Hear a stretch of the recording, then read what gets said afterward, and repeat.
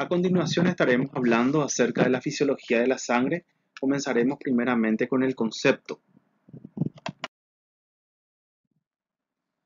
Partiendo de la sangre la podemos definir como un fluido rojo, opaco, compuesto por el plasma en el que se encuentran diversos elementos celulares en suspensión.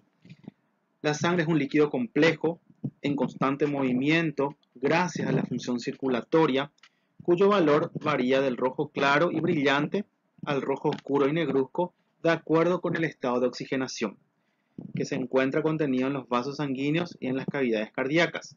Entonces podemos hablar de una mezcla espesa, compuesta por una porción llamada plasma, en la que se encuentran en suspensión tres tipos de elementos celulares: los glóbulos rojos, también llamados eritrocitos, los glóbulos blancos, leucocitos, y las plaquetas o trombocitos.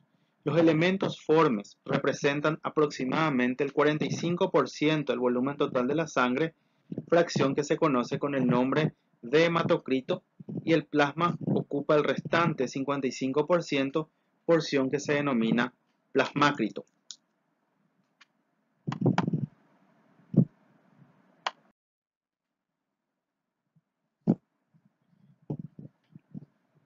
Cuando hablamos de funciones de la sangre, hablamos que tiene la función de transporte, regulatoria, de protección y homeostasis.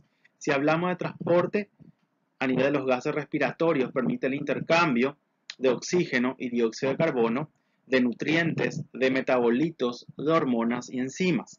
Si hablamos de regulación, estamos hablando de una regulación hormonal, regulación de la temperatura.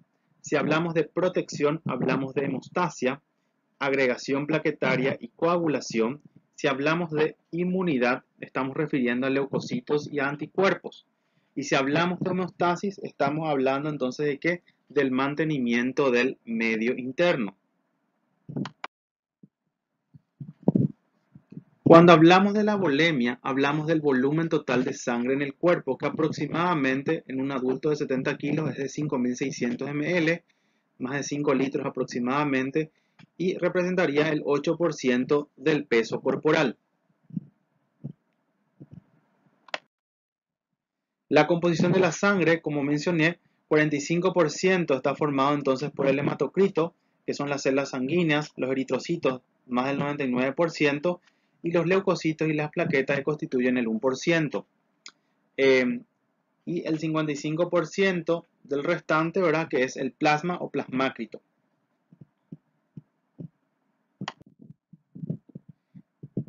Aquí nos va comparando cómo vamos viendo entonces una muestra. Cuando hacemos una muestra de sangre, entonces vemos que esta característica, donde está todo pintado de rojo, correspondería entonces al hematocrito, que contiene mayor al 99% a los eritrocitos y en un menor al 1%, perdón, a los leucocitos y a las plaquetas. Posteriormente, todo esto sobrenadante que ven acá correspondería entonces al plasma, ¿verdad?, en un 55%. Esto en condiciones normales. Existen distintas patologías que permiten, ¿verdad?, o donde se observan alteraciones prácticamente en la composición de la sangre, como por ejemplo en la anemia. Van a ver que la cantidad de hematocrito es mucho menor con respecto a aquel paciente que cursa con una cantidad de volemia normal. O vemos también en la eritrocitosis por hipoxemia, vemos que hay un mayor aumento entonces el porcentaje de hematocrito. ¿Por qué? Porque estamos a expensas justamente de un déficit de oxígeno. Y esta gráfica nos va demostrando también que muchas veces la muestra que enviamos puede coagular, entonces prácticamente no nos permitirá hacer ningún dosaje. El plasma. El plasma representa aproximadamente el 5% del peso corporal, total por supuesto, y alrededor de 3.500 ml en un hombre de 70 kilos. Tiene una densidad de 1.8 en relación al agua y una osmolaridad de casi 300 miliosmoles. El principal componente del plasma es el agua, que constituye el 90-92%. En ella se encuentran disueltas diversas sustancias como iones minerales, sodio, potasio, calcio, magnesio, cloruro, yodo, hierro, bromo, zinc, magnesio, manganeso, cobre y otros, así como también moléculas inorgánicas como los cloruros, sulfatos, carbonatos, fosfatos y otros, moléculas orgánicas como los carbohidratos, la glucosa, el ácido láctico, los lípidos como el colesterol, los triglicéridos, los fosfolípidos, los ácidos grasos, aminoácidos y proteínas, y dentro de proteínas está la albúmina, la más importante, pero también tenemos las globulinas, las proteínas de la coagulación y el complemento y otras. Producto del catabolismo de proteínas como el ácido úrico, la urea, la creatina, la creatinina, los pigmentos derivados del catabolismo de la hemoglobina como las bilirrubinas y otras como los carotenos, enzimas, las transaminasas, deshidrogenasas, lipasas, fosfatasas, amilasas y otras, así como también proteínas especializadas del transporte, la ferritina, la transferrina, la transcobalamina, la ceruloplasmina, las aptoglobinas y la hemopepsina. Las moléculas más grandes y complejas, como las proteínas y los lípidos, forman una suspensión coloidal. El plasma tiene un color amarillo claro debido a la bilirrubina y un matiz opalescente que proporcionan los lípidos. En condiciones normales es transparente, pero según la concentración de bilirrubinas, lípidos y hierro, el color puede ir variando.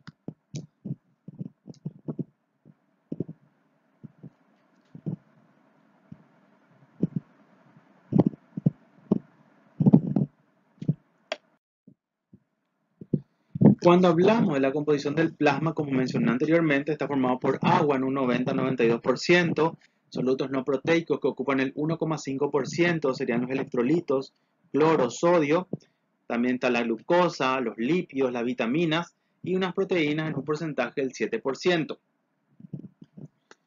El plasma contiene aproximadamente 7 gramos por decilitro de proteínas. La mayoría de ellas se sintetizan en el hígado y en otras en el sistema inmunitario y otros tejidos.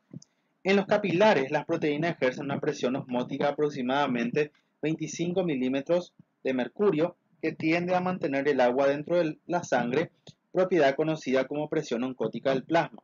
Las proteínas son responsables del 15% de la capacidad amortiguadora del plasma debido a la ionización de los grupos amino y carboxiterminal que al pH normal de la sangre es de 7.4 se encuentran en su mayoría en forma aniónica. Las proteínas plasmáticas se pueden clasificar por su separación en la ultracentrifugación de acuerdo con su peso molecular, así como también están relacionados, ¿verdad?, con la movilidad electroforética. Entonces, durante la electroforesis, las proteínas se separan en varias bandas que del extremo anódico al catódico se clasifican en albúmina, globulina alfa 1, alfa 2, beta y gamma.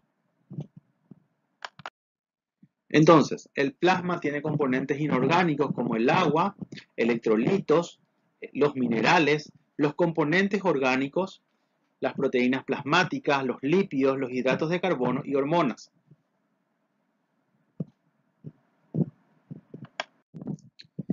Cuando hablamos de proteínas plasmáticas, entonces hablamos que están en una concentración de 7 gramos por 100 ml, dividida en 5 fracciones, de las cuales la albúmina es la más importante, ¿verdad? Un 55% de las proteínas plasmáticas es la que desempeña mayor presión oncótica y una concentración de 3 a 4,5 gramos por decilitro.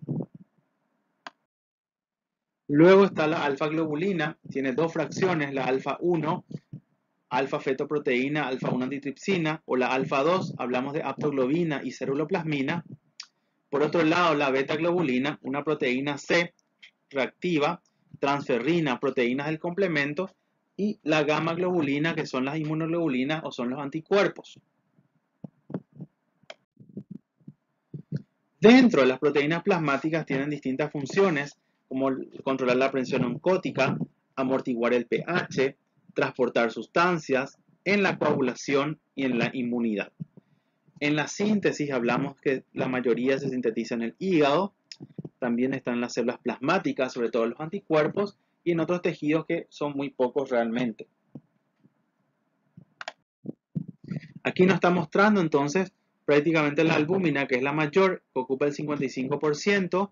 Luego vamos viendo que tenemos la ceruloplasmina, la aptoglobina, los distintos factores que vamos a ir viendo a medida que estudiemos la cascada de coagulación, y también tenemos las inmunoglobulinas, la IgM, por citar algunas, la IgG, por citar otra, que van siendo partícipes en todo lo que sería entonces la cascada de la coagulación por un lado y en la inmunidad por el otro. Cuando hablamos de electroforesis de proteínas plasmáticas, tenemos entonces que cuando observamos una electroforesis de proteínas plasmáticas, puede verse un pico más alto que corresponde generalmente a la albúmina, que sería esto, y representa aproximadamente un 50 al 65% del total de las proteínas. El extremo anódico de esta primera banda se denomina fracción prealbúmina y está integrada por complejos de prealbúmina y proteína transportadora de retinol. La fracción alfa 1 de las globulinas, que sería esta más pequeña, constituye el 2 al 3% y está formada en su mayoría por alfa 1 antitripsina y cantidades menores de otras proteínas.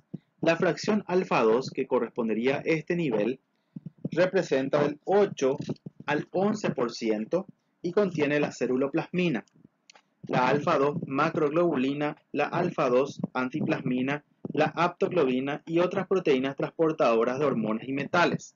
Cuando hablamos de la fracción beta, que sería este componente, constituye el 8 al 13% y contiene tres proteínas importantes. Por un lado la transferrina, a la C3, a la beta lipoproteína o lipoproteína de baja densidad, así como otras proteínas del complemento, proteína C reactiva, hemopexina, microglobulina, proteínas enzimáticas y hormonas. Y por último, la fracción gamma, que correspondería a esta fracción, representa del 9 al 17% de las proteínas plasmáticas y contiene principalmente a la inmunoglobulina G. La albúmina es una proteína de cadena única con peso molecular de 66.000 a 68.000 Dalton, se sintetiza en el hígado y la concentración plasmática es de 37 a 53 gramos por litro. La síntesis está regulada por la presión coloidosmótica del plasma y es inversamente proporcional al grado de osmolaridad intravascular. Cuando esta aumenta, disminuye la síntesis de albúmina y acelera su catabolismo. La albúmina es responsable del 75 al 80% de la presión coloidosmótica del plasma y representa más de la mitad del contenido total de las proteínas plasmáticas. El 40% de la albúmina se excreta en la circulación y el resto en el espacio extravascular. La albúmina transporta ácidos grasos, colesterol, lipoproteínas, fosfoglicéridos, bilirrubina, iones de calcio y hormonas esteroideas, el estradiol, la progesterona, la testosterona, la aldosterona, la estrona, aminoácidos y numerosos medicamentos, entre ellos la penicilina, sulfamidas, tetraciclina, los barbituratos, digoxina, salicilatos, por citar algunos. Con respecto a las inmunoglobulinas, son glucoproteínas producidas por los linfocitos B y las células plasmáticas, que son linfocitos B diferenciados. Forman parte del sistema de inmunidad humoral. Existen 5 tipos de inmunoglobulinas, la IgG, IgA, IgM, IgD e IgE, que están compuestas por una cadena pesada y 2 cadenas ligeras. Distinguimos 5 tipos de cadenas pesadas, la gamma, la alfa, mu, delta y epsilon, que corresponden a cada una de las numeradas anteriormente, y solo hay 2 tipos de cadenas ligeras, kappa y lambda. Los anticuerpos específicos son inmunoglobulinas capaces de reconocer antígenos que inducen la síntesis. Una sola persona puede sintetizar de 10 a 100 millones de moléculas diferentes de inmunoglobulinas que tienen especificidad contra antígenos.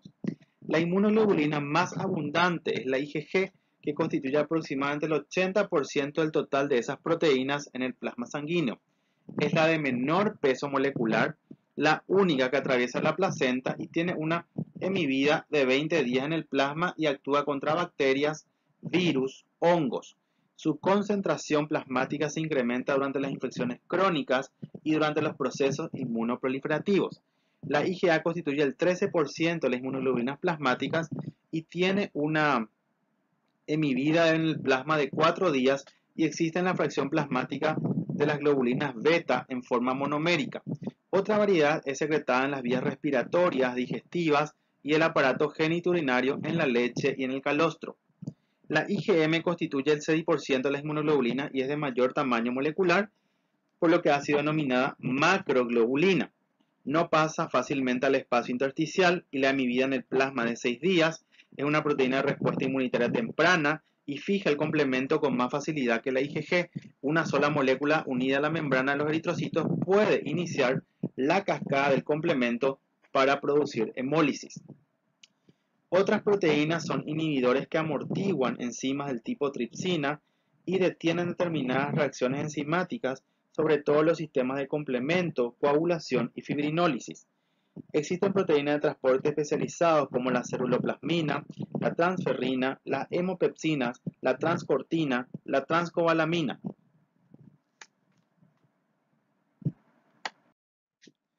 Cuando hablamos entonces también a nivel de lípidos, los lípidos principales del plasma son los ácidos grasos, los triglicéridos, el colesterol y los fosfolípidos.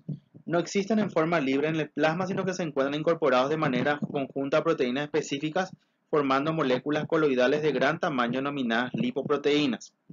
Los ácidos grasos se encuentran formando ésteres o amidas y pueden existir en forma tanto saturada como insaturada, y la principal fuente de ácidos grasos del plasma es el tejido adiposo, desde donde son liberados por los adipocitos mediante lipólisis de los triglicéridos. Solo una pequeña parte de los ácidos grasos proviene de las grasas de la dieta, y dichos ácidos son absorbidos en el intestino de manera discreta o directa, al torrente vascular. La mayor parte de los ácidos grasos del plasma es transportada por la albúmina, la cual presenta dos sitios de unión muy firme y otras regiones de menor afinidad. Así también tenemos a los electrolitos. Dentro de los electrolitos, los cationes, el más abundante del plasma viene a ser el sodio, que se encuentra en forma de cloruro y se encarga de mantener la presión osmótica del plasma y el volumen sanguíneo, y puede difundir hacia el espacio intersticial. Su concentración está regulada por el riñón y por la aldosterona, y el potasio existe en menor cantidad en el plasma, y la principal ubicación es intracelular y funciona como un estabilizador de los potenciales de la membrana celular. Se regula por mecanismos muy parecidos a los del sodio. El calcio se encuentra unido a proteínas plasmáticas, y la principal función del plasma en particular es la de la coagulación, participar por supuesto, ¿verdad?, en la coagulación de la sangre y en regular la resistencia al citoesqueleto de las células sanguíneas, especialmente de los eritrocitos. Luego tenemos el hierro, participa en la síntesis de la hemoglobina y la mioglobina, es parte de la estructura de algunos citocromos que intervienen en reacciones intramitocondriales, y el cobalto participa en la estructura de la vitamina B12 para los procesos de división celular, y otros cationes se encuentran en concentraciones muy bajas como el cobre, el magnesio, el zinc, el manganeso, el molibdeno, el vanadio y el cromo, generalmente participando en reacciones de oxidorreducción. Dentro de los aniones, el más abundante es el cloruro, que se une al sodio para generar presión osmótica y el volumen plasmático. El carbonato participa como amortiguador de ese equilibrio ácido-base y transporta el dióxido de carbono. El fosfato participa en algunas funciones nutritivas y en la producción energética incorporado al ATP, y como los sulfatos contribuye a mantener el equilibrio ácido-base. El yoduro se emplea en la síntesis de las hormonas tiroideas, y otras aniones solo existen en cantidades mínimas en la sangre, como por ejemplo el flúor, que forma parte de la estructura de los dientes y los huesos. Cuando hablamos de las células sanguíneas, vemos tres familias de células sanguíneas: los glóbulos rojos, también conocidos como eritrocitos o hematíes, los glóbulos blancos como leucocitos, y las plaquetas. Los eritrocitos. La descripción y la función de los eritrocitos vamos a darla a continuación.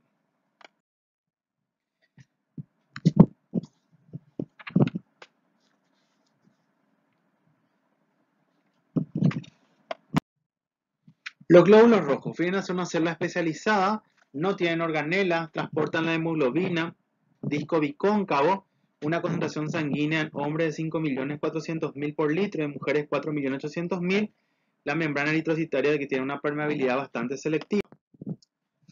Hablamos primero entonces de la hemoglobina. La hemoglobina, el principal componente de los eritrocitos viene a ser la hemoglobina. Es la proteína encargada del transporte de gases.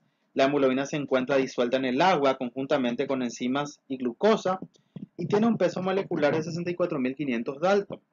Se sintetizan los precursores de los eritrocitos en la médula ósea desde la etapa de normoblasto basófilo, pero el 80% de la síntesis ocurre en la etapa de normoblasto policromatófilo. Los valores de la hemoglobina varían de acuerdo con la altitud sobre el nivel del mar, la edad del individuo, y en general son de 13 a 15,5 gramos por decilitro en el varón adulto y 12,5 a 14 gramos por decilitro en la mujer adulta. En condiciones normales, la concentración de hemoglobina en la sangre es el resultado de un equilibrio entre la producción y la destrucción diaria. La cantidad de hemoglobina se calcula multiplicando la concentración de hemoglobina por el volumen sanguíneo total. Si consideramos una concentración promedio de hemoglobina de 14 gramos por decilitro en un adulto normal, tendremos 140 gramos por litro, y si el volumen total de sangre es de aproximadamente 5 litros, tenemos que el contenido total de hemoglobina llega a unos 700 gramos. Entonces, como los eritrocitos permanecen en promedio 120 días en la circulación, la división de eso nos permite conocer la producción diaria de hemoglobina, que es aproximadamente 700 dividido 120, 5,8 gramos, la misma cantidad que prácticamente se destruye. Cuando hablamos del hematocrito, hablamos de que la sangre contiene un promedio de 4.500.000 eritrocitos por cada microlitro. Los eritrocitos ocupan el 45% del volumen total de sangre, y eso es lo que se llama hematocrito. Se determina separando los eritrocitos del plasma mediante centrifugación, y la medición del hematocrito varía de acuerdo con el medio que rodea a los eritrocitos. Por eso, dado que los hematíes constituyen el elemento sanguíneo celular más abundante, la relación del volumen ocupado por los hematíes y el correspondiente al volumen total es un índice del número de hematíes, y es lo que se llama hematocrito. Podemos hablar de hemodilución cuando hablamos de pseudoanemia, o hemoconcentración cuando hablamos de pseudopoliglobulia. La medición del hematocrito, como dije, varía de acuerdo al medio, y ese volumen se afecta con el incremento de CO2, sangre venosa, o al emplear compuestos hipotónicos. En el caso de hiponatremia, sodio bajo, que hace que los eritrocitos se hinchen y ocupen mayor espacio. Por el contrario, los compuestos hipertónicos, como el exceso de ácido etilendiamino tetraacético, que se emplea como anticoagulante, o en la hipernatremia, sodio alto, pueden deshidratar a los eritrocitos y hacer que disminuya su volumen, y por lo tanto va a disminuir el hematocrito. También pueden existir cambios aparentes de volumen de los eritrocitos, como en la variación intensa de la forma, anisocitosis, hipoiquilocitosis, o cuando disminuye la flexibilidad, como en los de la anemia de células falciformes, en la talasemia o en las células almacenadas con bajo ATP. Todo ello impide el acomodo compacto de los eritrocitos en el fondo del tubo. También varía en función de la edad del individuo a nivel del mar en diferentes estados. Aumenta durante la deshidratación por una disminución relativa del plasmácrito, lo que ocasiona hemoconcentración, y a eso se le llama incremento ficticio. La hipoxemia crónica estimula la producción de hematíes y genera un verdadero incremento de la masa total de eritrocitos, que es una eritrocitosis secundaria. En la policitemia rubra, vera, también hay un incremento real debido a una proliferación primaria de hematíes. Por el contrario, en las anemias disminuye el hematocrito, así como en los estados de hemodilución, como ocurre por la sobrehidratación o después de una hemorragia. Aquí nos compara la cantidad de hemoglobina hematocrito normal de acuerdo al rango etario, para recién nacidos, para niños, para mujeres en edad gestacional y para los varones. Entonces vamos a ver que hay distintos valores que tomamos. Por ejemplo, en el varón la hemoglobina puede ir de un rango de 12,5 a 16,5. Vemos que es un poco menor en la mujer. ¿Por qué? Porque en la mujer le atribuimos la pérdida de sangre asociada a la menstruación. La causa de anemia, por ejemplo, en los niños puede estar asociada a parásitos, y en un adulto joven, en un varón, puede estar relacionado a algún tipo de tumor, por ejemplo, los tumores gástricos o de colon.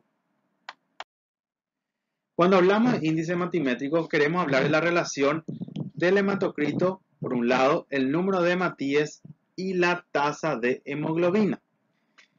Uno de los primeros parámetros, entonces, ¿qué es? Si la sangre se mezcla con un anticoagulante y se deja en reposo, gradualmente se sedimenta y se separan sus dos componentes.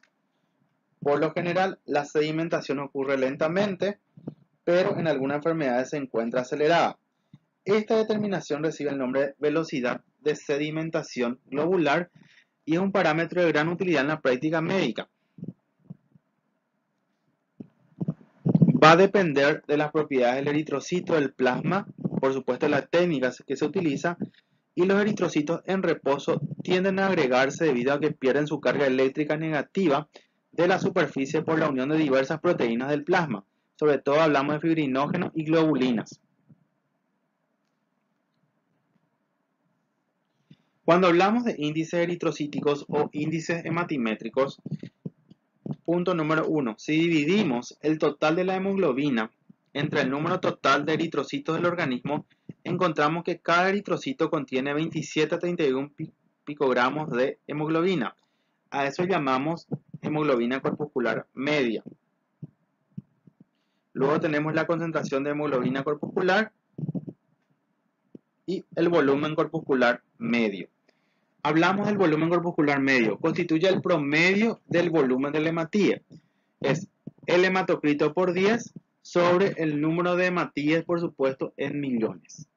Entonces, si el volumen del hematocrito, por ejemplo, de un paciente es 45, yo lo multiplico por 10 y divido sobre el número de hematíes, que tiene aproximadamente 5 millones de hematíes, me sale que tiene 90 femtolitros.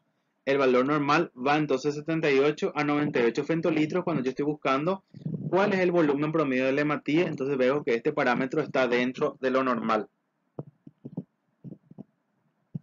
Entonces cada eritrocito mide aproximadamente 7,5 micras de diámetro y tiene un volumen aproximado de 80 a 100 femtolitros que se calcula dividiendo el volumen que ocupa el total de eritrocitos. Esto es el hematocrito entre el número total de eritrocitos en la sangre.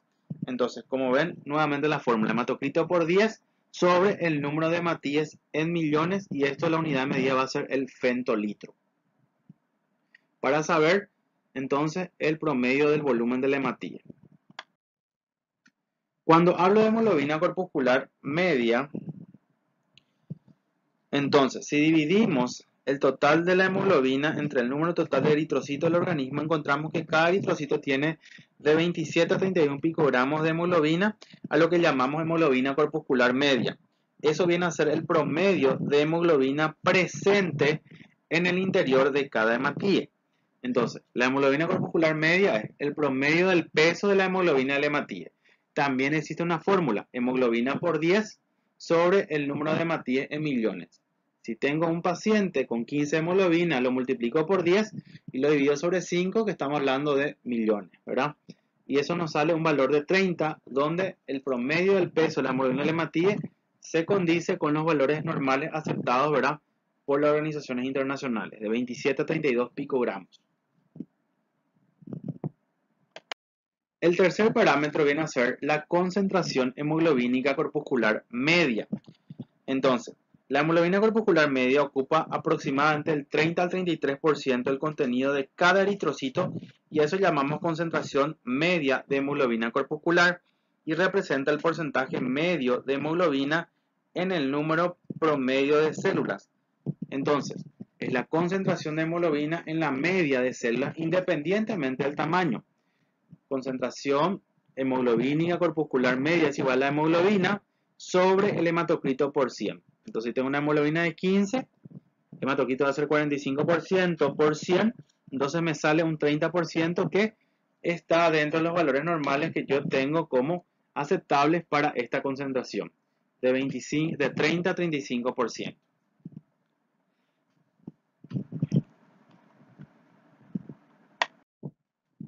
Los reticulocitos. Cuando hablamos de reticulocitos, son hematíes que contienen restos de ARN, el cual puede teñirse por ciertos colorantes, como por ejemplo el azul de metileno. El número de reticulocitos en sangre periférica constituye el fiel reflejo de la actividad eritropoyética medular.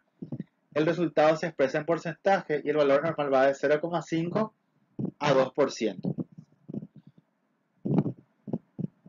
Sobre todo vemos cuando hay situaciones patológicas, si queremos evaluar si es una anemia de origen regenerativo o arregenerativo, desde el punto de vista justamente de la actividad eritropoyética a nivel de la médula.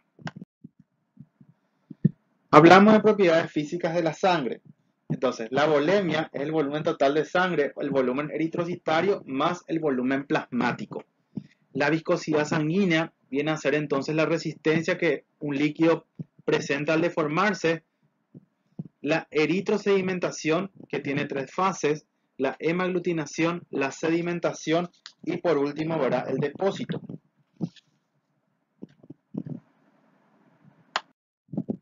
Cuando hablamos de hemorreología, hablamos de la reología que estudia la dinámica de los fluidos, que ya habíamos visto en biofísica, y la hemorreología hablamos que estudia el flujo sanguíneo, hemo de sangre.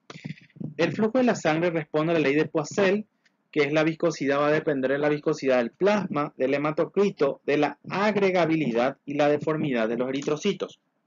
Entonces, la reología se encarga del estudio de la dinámica de los fluidos. La hemorreología, es una ciencia relativamente moderna que estudia el flujo sanguíneo. Como cualquier líquido, la sangre está sujeta a la mecánica de los fluidos y tiene propiedades físicas que condicionan el comportamiento en la circulación. La viscosidad de un líquido puede considerarse como la fricción que existe entre las moléculas que lo componen. Este fenómeno se opone al movimiento y se exhibe como una resistencia a fluir o a deformarse. En general, la sangre es un líquido con partículas sólidas, tanto en solución como la glucosa y el cloruro de sodio, como en suspensión como las proteínas y los eritrocitos, y se comporta como un líquido no newtoniano o un líquido newtoniano. Un líquido newtoniano es aquel cuya viscosidad es independiente de la fricción al fluir, siempre y cuando se mantengan constantes la temperatura y la presión. Un líquido no newtoniano es aquel cuya viscosidad depende de la fricción al fluir. Por ejemplo, el agua y la miel son líquidos newtonianos, mientras que las emulsiones oleosas no lo son. La viscosidad de la sangre es variable en varios territorios de la circulación y depende de la velocidad del flujo. Cuando fluye a gran velocidad se comporta como un líquido newtoniano, de manera similar al plasma y al agua. Cuando el flujo es lento se comporta como un líquido no newtoniano y su viscosidad es mayor debido al contenido de eritrocitos que tienden a formar agregados y en forma secundaria a las moléculas gigantes del plasma, como las proteínas, sobre todo las globulinas y el fibrinógeno. Por ejemplo, en los capilares, la velocidad del flujo puede ser de tan solo de menos de 1 milímetro por segundo y la viscosidad aumenta hasta 10 veces. Aún así, el lecho capilar, la viscosidad sigue siendo más baja que en los grandes vasos porque en estos el flujo laminar de los eritrocitos tiende a disminuir la viscosidad sanguínea. La viscosidad de la sangre depende de 4 factores: la viscosidad del plasma, el contenido de los eritrocitos, o sea, el hematocrito, la agregabilidad y la deformidad, entonces, de los eritrocitos. La sangre entera es 3 a 4 veces más viscosa que el agua, en tanto que el plasma tiene una viscosidad de 1,8. La viscosidad del plasma es independiente de la velocidad de flujo. El flujo de la sangre, la velocidad y fricción están en función de la distancia que cada capa ocupa en el radio del vaso. Por eso es que dibuja entonces un perfil parabólico. Esto sería la parábola, donde vemos que van mucho más veloz, o sea, van velozmente, mejor dicho, aquellos que están en el medio. Sin embargo, los que están cerca del vaso sanguíneo hacen mucho mayor fricción o poseen mayor fricción. Entonces, la sangre fluye por los vasos en respuesta al gradiente de presión impuesta y a los movimientos de la pared vascular que la circunda. Como cualquier líquido que se desplaza por un tubo estrecho y rígido, la sangre tiene un flujo laminar que depende de la velocidad, de la viscosidad y del diámetro del vaso. Entonces, la velocidad de flujo es directamente proporcional a la cuarta potencia del radio del vaso. Significa que a mayor grosor, mayor flujo de sangre. El factor que más influye en la viscosidad de la sangre es el hematocrito. La viscosidad aumenta proporcionalmente al incremento del hematocrito. La viscosidad de la sangre es de 3, lo que indica que requiere 3 veces más presión para hacer circular sangre total por un tubo en el que se requiere para hacer circular agua. En condiciones extremas, como ocurre en los eritrocitos secundarios de hipoxemia, el hematocrito puede incrementarse hasta un 70% y la viscosidad de la sangre aumenta hasta 10 veces la del agua. Otro factor que modifica la viscosidad es el aumento de la viscosidad del plasma, que en condiciones normales es 1.5 veces la del agua. En enfermedades como el mieloma múltiple, el incremento, por ejemplo, de proteínas plasmáticas aumenta la viscosidad del plasma.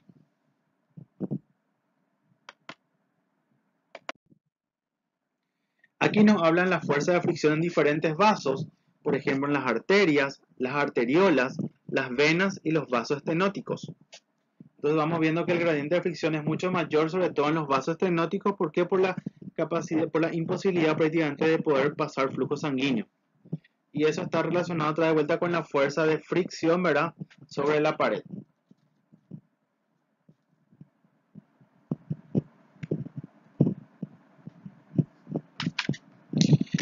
Y la fuerza de fricción sobre la pared viene a ser la medida de la presión que ejerce un líquido viscoso sobre la superficie del vaso y se expresa en unidades de presión sobre unidades de área.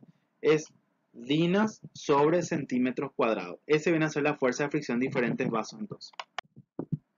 El flujo de la sangre, hablamos de flujo laminar, flujo rápido, un flujo turbulento y posteriormente vuelve nuevamente al flujo laminar.